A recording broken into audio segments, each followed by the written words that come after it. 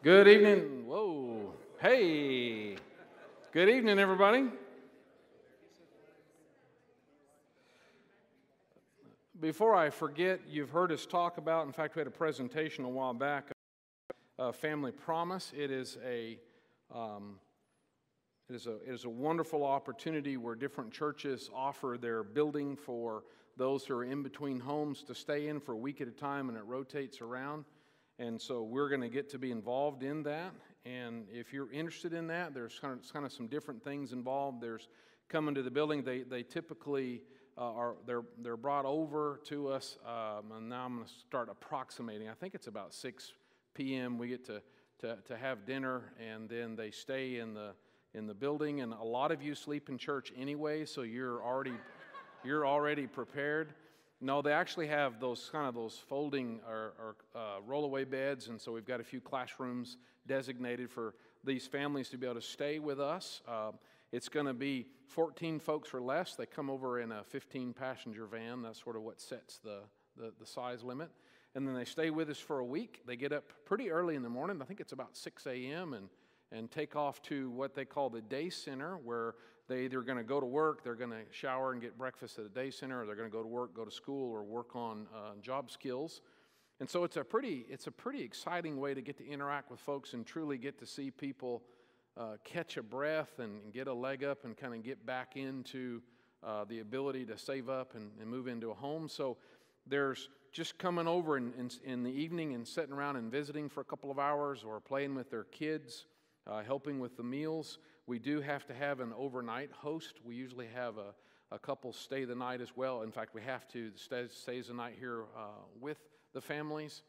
And so it's the only time you are legally allowed to sleep in church. So like I said, some of you are way ahead. And so anyway, the point of all that, if you want to be involved, then you've got to go through a little bit of orientation, and that's tomorrow night here at the building. It's in your announcement sheet. Just wanted to kind of highlight that, because that's coming up tomorrow night. If you want to be involved in any way, then if you'll come tomorrow night, I think even the meals provided. Is that right, Eddie? Yeah, we need a count. Okay. So see Eddie, so he can kind of get that prepared. So that's tomorrow night.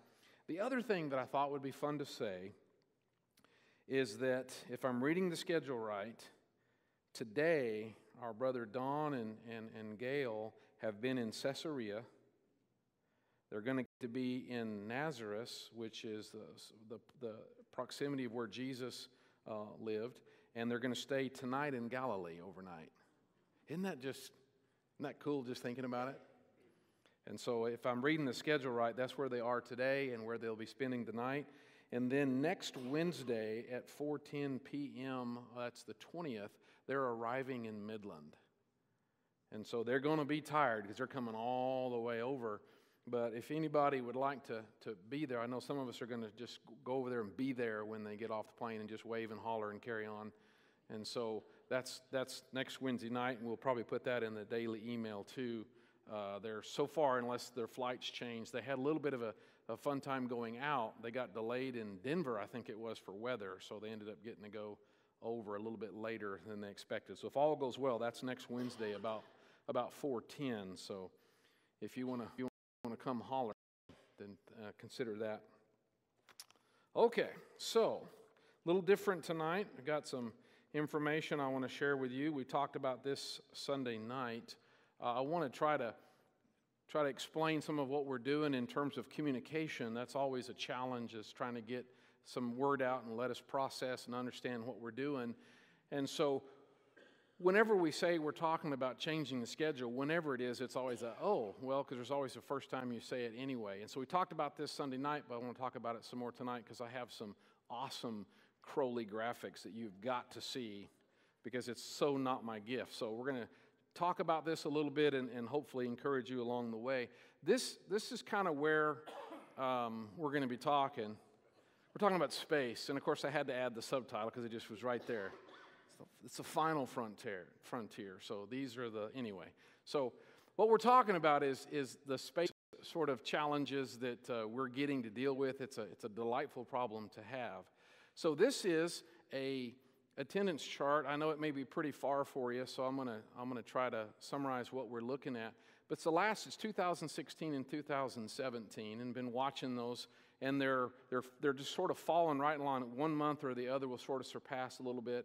I still haven't figured out Midland's schedule. I knew Labor Day weekend we'd have some folks out. I did not know last Sunday we'd have an extended Labor Day holiday also. So what we said Sunday night is, you're welcome to take vacation, just don't do it all at the same time, okay? So y'all need to coordinate that a little bit better. So anyway, there's those sorts of schedule things that come and go. So as I have been a part of the body here and watching how things are going and watching our numbers and then our ushers working, and I've stayed puzzled as we've sort of gotten a certain spot and maintained that for a while.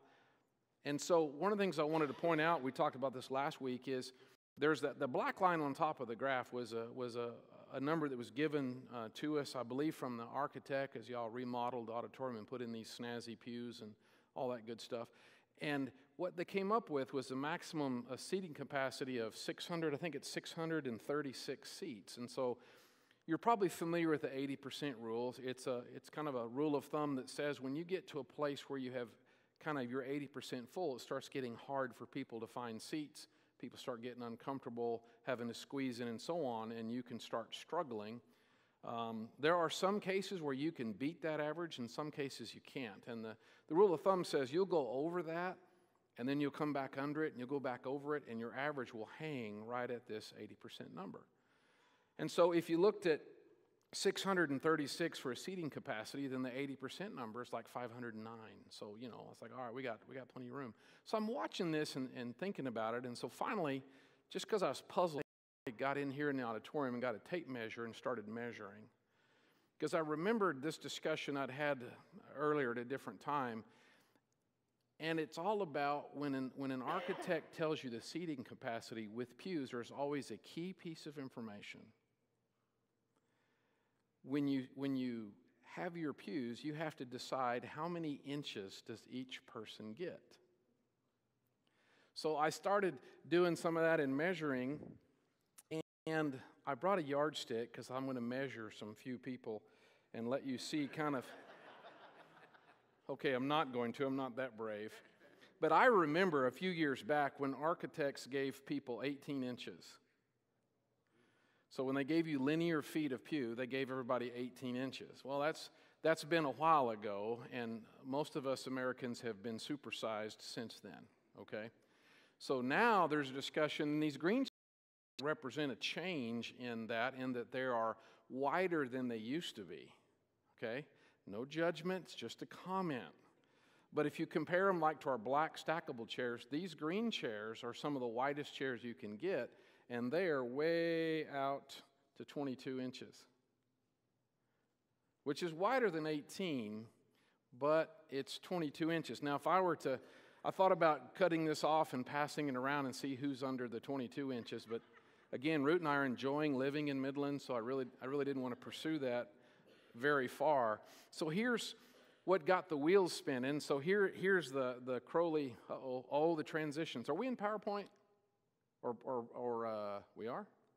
Okay, well, I guess I'm no good at transitions. I need it to be in PowerPoint. None of my transitions are going to work. Sorry. Because see, when you use the word pro, that automatically eliminates me. That means I'm not. So I'll summarize that while they're making that change for me. Sorry about that, guys. So I've got this sweet graphic, because the only thing I know how to use is Word, because that's kind of what I do. So I'm using Word and drawing lines and taking like 9 days to do this little graph you're about to see. But I measured all the linear feet of the pews and counted them all, and then took away the front pews, because most people don't sit on the front pews except the very worst sinners. And then added the green chairs in the back. And are we ready? We good?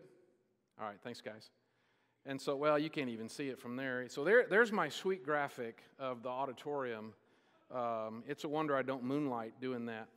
And so what I realized is we have 1,051 linear feet of pews. 1,051 feet. If you add it all up, all the pews, that's and not counting the front rows, but adding the green rows there in the back. So when you do that, that ends up giving you some interesting figures. But the big question is, how many inches is it fair to give to people? All right? And so I was looking for a victim pew. And see, I see a few victim pews because these pews that you're sitting on right here, these are 12 feet. Well, that means at 18 inches, right, that there ought to be 8 people on a pew. Well, here's one that's mostly full, and I got 1, 2, 3, 4, 5. Eddie, you're not pulling your weight, man. So here's a 12-foot pew with 5 people. Now, my point is, a few Sundays ago, our son his wife had a bridal shower, and we had family here, and it was a weird sensation. Root and I got here early before service, and we got 2 rows, and we spread our Bibles out, and we stood here and glared at people so nobody would take our spot. And I thought, this is really weird. I've done that at a sporting event, or Disneyland, but I've never done that in church, because what starts to happen, we sit tight. I mean, we sit hip to hip to hip to hip, and that's family. But most of us will give ourselves a little bit of a buffer, right? That's naturally what we'll do because we don't like sitting that close. And so that's where you got so many linear feet of pew, but you have issues like you really can't put 8 people on this pew.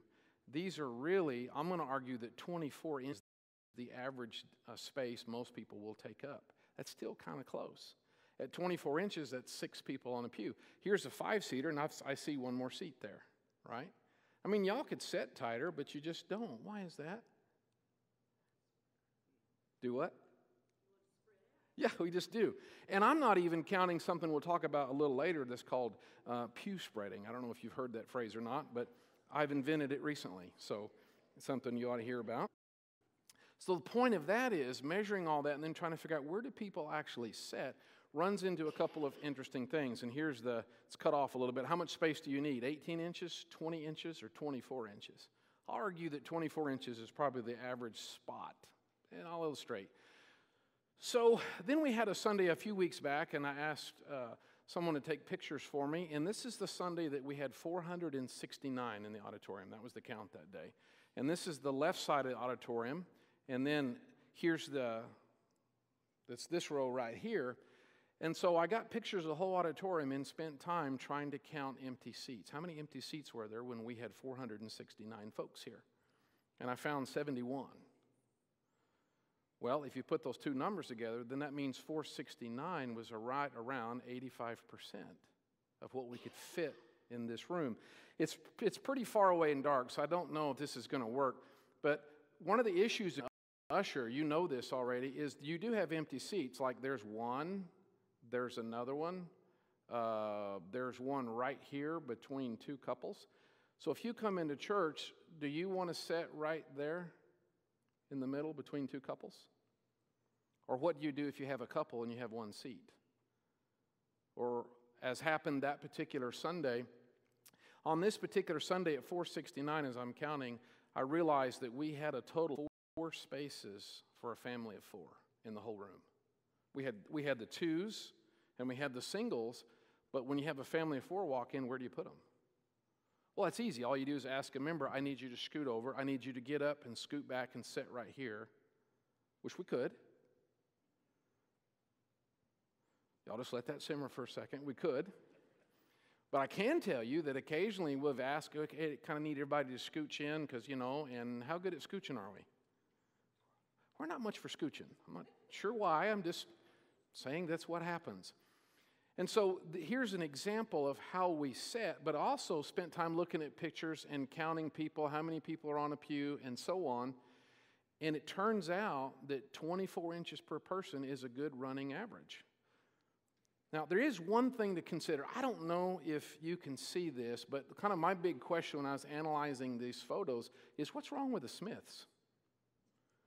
Because right here sits DeWitt and his family, and nobody's going to sit next to him.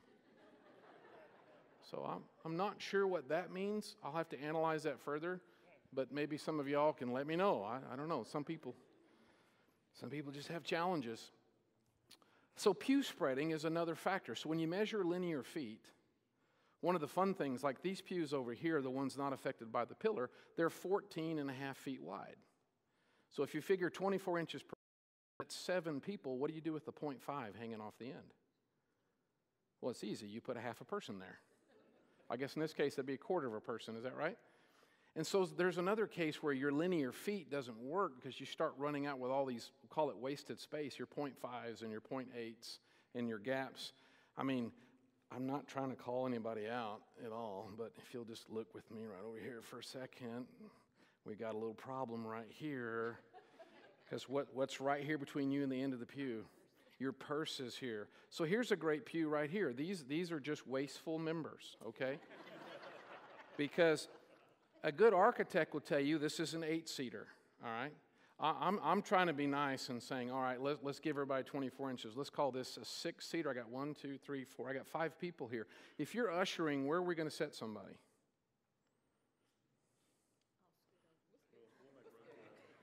Right?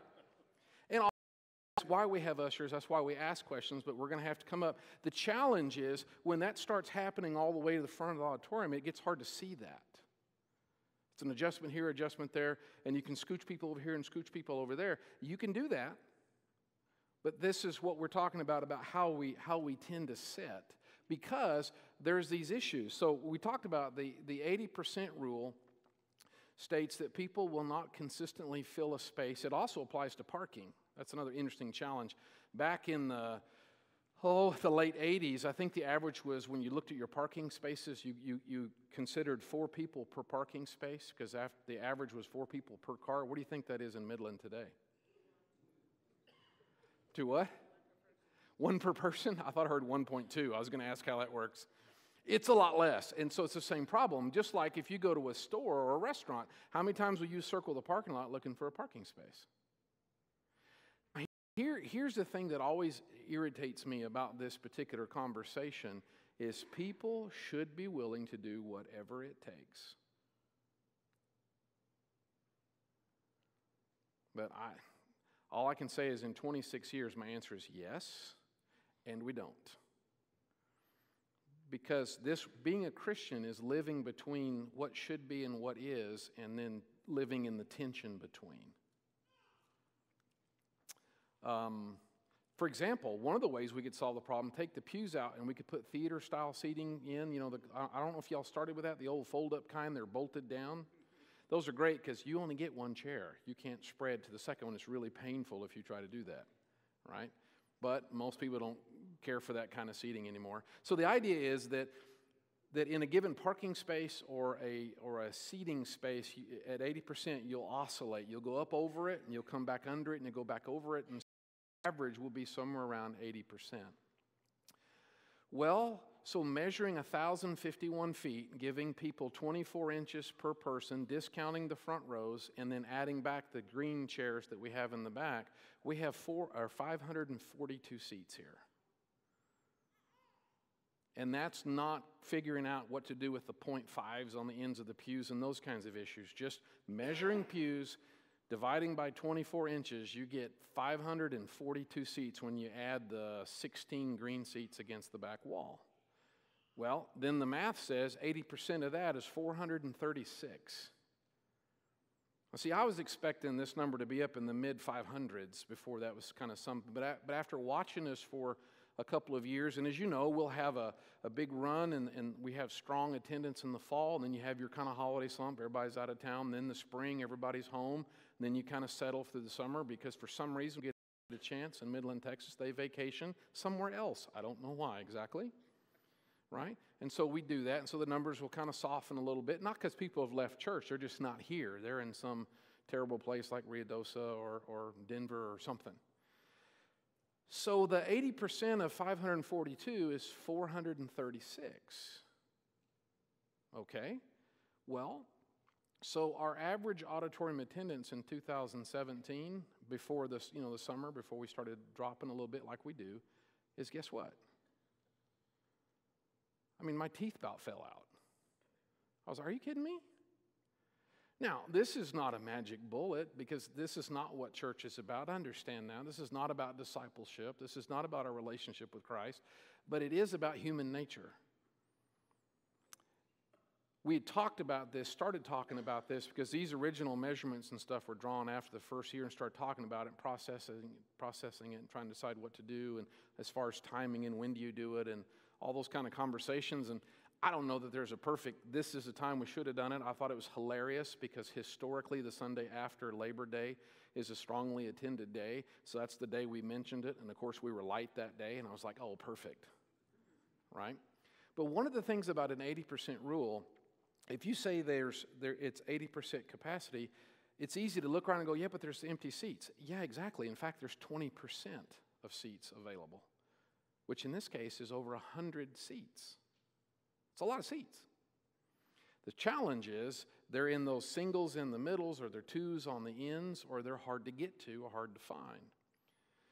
So as far as timing, it would seem like then, looking at the last 2 years, that's exactly what we're doing is oscillating right over that number. We're coming up over it. We've had some 502s and 580s and 495s, and then we've had some 430s and 440s and 450s, and we just sort of, and the simulcast has given us, we've averaged about 50 to 60 people in the simulcast, so that's given us some buffer. So one of the fun things to do as we talk about this is, well, why is this? Why are we doing this now? I don't know that there's the perfect timing. Obviously, July 4th wouldn't be a great time to do it. That's our lowest attended Sunday of the year. But otherwise, it's like, well, on any given Sunday, I'm not sure what folks are doing and what their schedules are. But what really finally brought this to the surface is as we got into late August, out of a 3-Sunday stretch, 2 out of those 3 Sundays, I was standing in the foyer as we were starting service. And one of those days was at 469. One of the days was, if I remember correctly, it was one of our 470s, or it may have been 480s. I don't remember exactly. But we had a family of 4 standing right here at this door, and the mom turned around, a visiting family. The mom turned around and said to her husband, I guess they don't have any room for us. The truth is we did, if we'd get people to scooch and slide and move, and then we could set them there, and we could do that. But that happened 2 out of 3 Sundays, and it's like, oh boy, we need to do something. And so obviously we started encouraging our ushers, and there are different ways to solve this problem. We could ask more and more folks to go to the simulcast. My favorite would be if we just sell this property, because we can't really build a bigger auditorium here because then we don't have parking. So I'm in favor of selling this property and either going out and buying property and building new, or just buy out Target. Either way, I'm good with. Because according to the internet, we already have a tunnel between here and Target anyway. So we could use that. I think that'd be great, because then we'd all be together, how much fun that is. Because one of the things about, oh man, if we go to 2 services is, but we're not all here together. We're not all seeing each other. And that's true. It is what it is. So I'd love, let's just buy Target and have more room or whatever, but that's not a quick solution, even if we were to decide to do that. So there's simulcast, and that's helped us. It's gotten us to where we are now.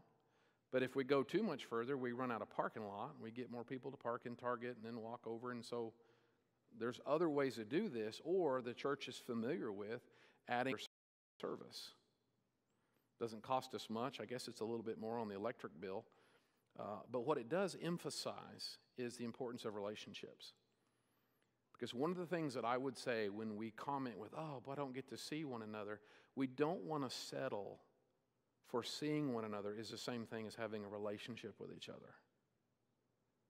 Just because I see you across the way, I mean, it is encouraging, it's fun, it's positive, but it doesn't mean that I know you.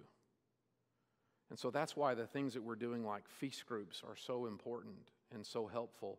Bible class is another place. Anytime you can get in smaller venues where you're talking and interacting with one another. One of the things that we're looking at is reunion Sundays. If you see on the calendar, it's one of those, like July 4th is an example. I was hoping this year we wouldn't go under 400 because it's like 4th of July. Everybody celebrates somewhere else, right? And sure enough, I think it was 380 or something. So Sundays like that, you might say, hey, why don't we just have us all be together, and it's a reunion Sunday. We get to see each other, and it's sort of a positive way to do that when we see times on the calendar where traditionally we're probably going to be low because a lot of folks are out of town. Of course, the whole idea is not let's take what we have and make it smaller, but let's take what we have and make room for more folks. And so wouldn't it be great if we get right back up to the same problem? That would be the dream, amen? Okay, are y'all with me? Do I need to bring this yardstick out? My mom used to use one of these. Let's see, what else? As far as the logistics of it, of course, the first service will be at 8:15, the Bible class at 9:30, the second service at 10:30. The two services will be mirrored, or they'll be identical. I guess the only exception would be because the first service has a serious deadline at the end, we're going to have to make some adjustments. I know in order to preach my normal 45-minute sermons, I think Jason's going to lead like 2 songs. No, he's going to have to trim a little bit. I'm going to have to watch the clock better than I normally do and all that sort of stuff. But the songs, Jason and I will be at both, and so they're going to be mirrored. In fact, we'll have a nursery and kids' church at both services and all of that. The other thing that's really exciting to me about this campus that we have, I'd be pretty nervous if we were trying to do 2 services in the auditorium. Because if you had like 400 people come to one service and 50 or 80 people come to the second service, whichever, that little service would be like, oh man, because this is a really big room. I mean, the reason why we do half court on Wednesday nights and Sunday nights is because y'all insist on sitting on all 4 corners of the room if we go up there. Because wouldn't it make more sense to be up front where you could see the screens? Shake your head this way. That would make more sense. Are you going to do it?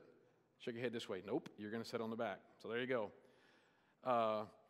So if we're trying to do that, that'd be scary, and you'd be trying to manipulate it as far as, okay, families A through whatever, you got to come to this service versus that service. But we got a great situation with our campus, so we're going to start the first service in the tweener room. It's a really fun space. One of the Sunday morning classes is there, and if there's 50 people in the tweener room, it fits. It's okay. It's fun. I think it'll be interesting because some of y'all keep complaining that I won't be on the stage on Sunday morning. Does anybody here ever complain? Nobody? There's rumors that there have been some.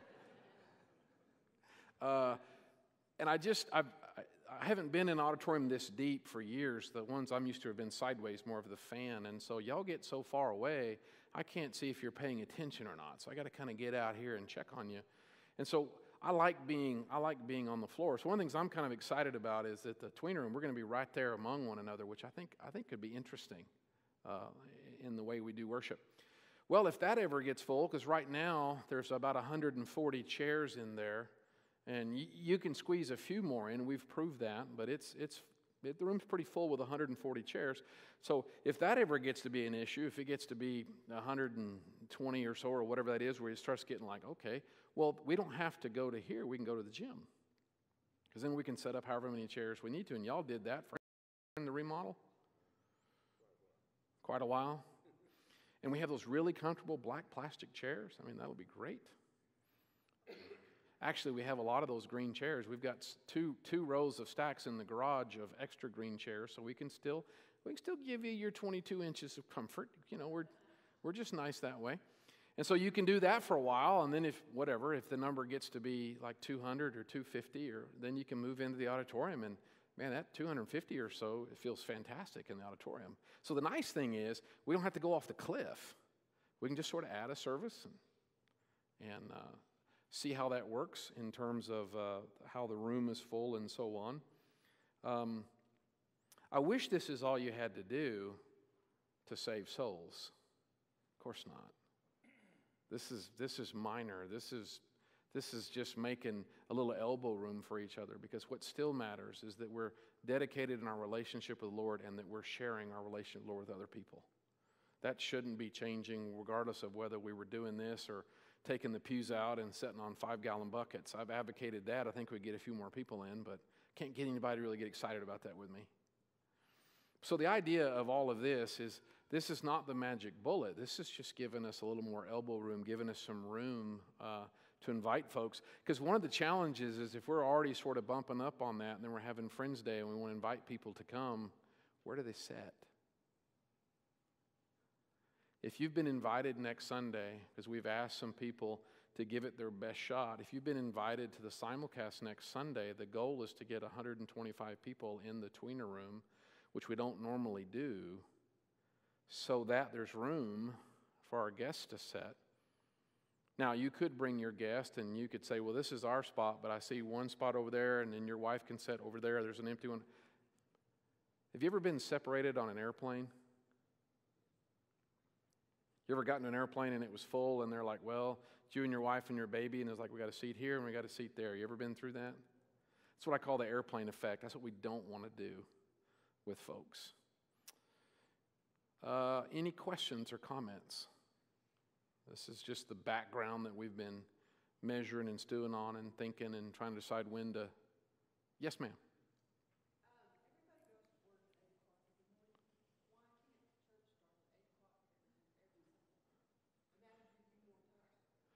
That would give me more time? Thank you. Thank you for wanting me to have more time. You're my favorite person. You're the only one that said that, but you are my favorite person. Her comment was, everybody goes to work at 8. Why can't we have service at 8 o'clock, and that would give us more time? I know that went around and around and around. Did we start at 8? I think in the past, y'all started at 7:45. We could start at 5:30. Yes, Mike, did you have a hand up? 7:50.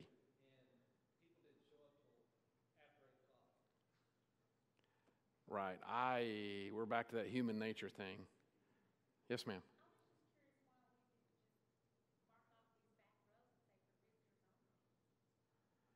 Well, that's an interesting idea. Mark off the back rows and say for visitors only. Here, and I'm not saying it would happen here, but I've been in places where we roped off pews before, and I've seen members cut them and sit right there. Not saying anybody here would ever do that. We do that with our parking. We designate visitor parking. I haven't checked license plates, see if any members are parking in them. But that's a good thought. Yes, Brian?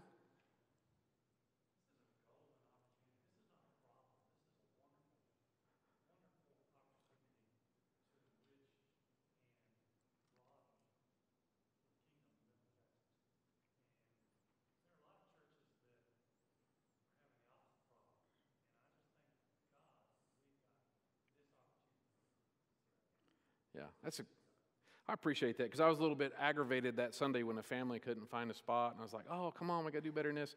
And then I was like, wait a minute, don't get aggravated about a really wonderful situation. The room's full of folks who want to worship God. That's really amazing. So, or we don't want to get so grumpy with each other that'll cure the problem too. There'll be plenty of seats if we get all mad at each other. That's a good point. Yes, ma'am.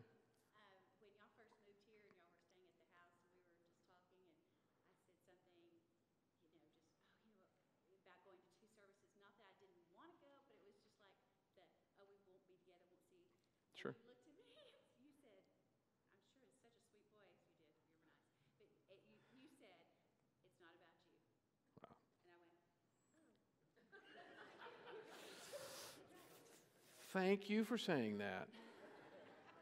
Because I get grumpy and gripey. I have a long list of personal preferences as well, and that's always a constant. This is not really about you. Okay, any last comment? Because there's something else I want to show you before we run completely out of time. We're close. All right, talk to me some more, or talk to one of the elders about it. That's just the evolution of all this. I know once you hear it, you're like, whoa, where did that come from? What in the world? Well, it's been a brewing, stewing situation for some time. We have made a video. One of our new youth minister, J.E., one of his passions and gifts is videography, and so he has created a video, and we're going to put it on the church website and on the church Facebook page. It kind of describes this, and then we're going to put a link to this class, so if somebody wants to go through this amazing, riveting presentation again, you can, about the numbers and linear feet and all that sort of stuff. But the idea of the video that's been made, that J.E. made for us, is when you see it on the church Facebook page, look for it and share it, because it's about communicating with all of our members. I don't know that it's possible to over-communicate, and that's what we're just trying to do, is get the word out, let people understand what we're doing, why we're doing it, and so on. So I'm going to ask if y'all would to lower the lights a bit and hit the video, and then after the video we'll have a prayer and be dismissed. When we consider space, we are amazed at the unfathomable vastness of this universe that God has created. It goes on forever and ever. Our space, however, is finite.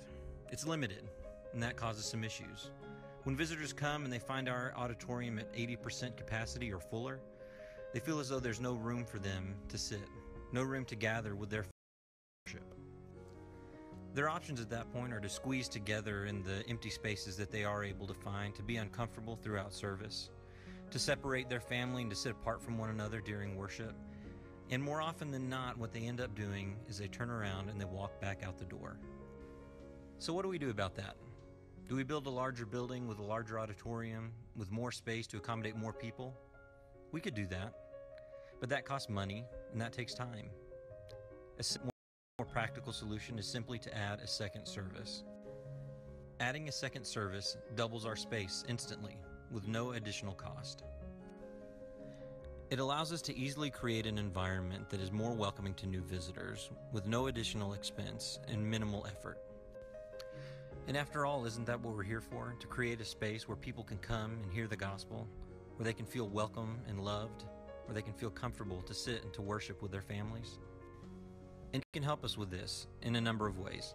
The first way you can help us with this is by considering attending an earlier worship time. Our new worship times are going to be Sunday morning at 8:15 in the tweener room. Then we'll have class at 9:30, and at 10:30 a second worship service in the main auditorium. And above all, you can help us by being flexible, by being willing to adapt and to change with us as we adapt and change with the new opportunities and challenges that we face here at Fmpchurch Church of Christ. Thank you, and God bless.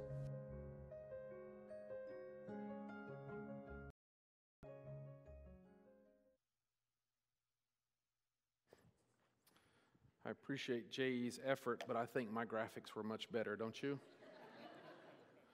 You ought to talk to Brother Mike Brumley. He'll tell you a story recently of following a family all the way to the parking lot and convincing them, and he could find them a seat, and working them back in, and then finding them a seat. So it's a wonderful challenge that we're facing. So let's be dismissed. If you would you pray with me? Lord, we thank you. Thank you, Lord, for the blessings that you are giving us. We're thankful, Lord, for the joy as we gather and all of the excitement about just fellowship and encouraging one another. Lord, help us always to be willing to serve, not only in this small and minor way, but in much more significant ways, that we will talk to folks at work and in our neighborhoods and wherever we are and wherever we can about who you are and how wonderful you are and the difference you've made in our lives. Lord, help us to be faithful disciples. Thank you. In Jesus' name, amen.